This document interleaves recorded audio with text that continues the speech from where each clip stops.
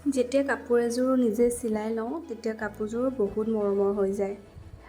এই কাপোৰযোৰ মই নিজে চিলাই কৰি ল'লোঁ, মেখেলা আৰু চাদৰখন। অৱশ্যে ক'তো শিকা নাই, মোক মায়ে শিকাই দিছিলে, সেইমতে মই চিলাওঁ।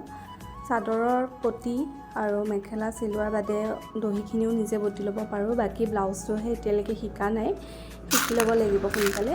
আৰু এইবাৰ চাদৰখনত মানে মই দহিটো নকৰি এনেকৈ মণি লগাই লটকন হিচাপত কৰিছিলোঁ। মোৰ বিৰাট ইচ্ছা আছিলে এনেকৈ কৰি ল'বৰ কাৰণে, গতিকে কাপোৰযোৰৰ লগত মিলাই মণিকেইটা কিনি আনি এনেকৈ কৰি লৈছোঁ।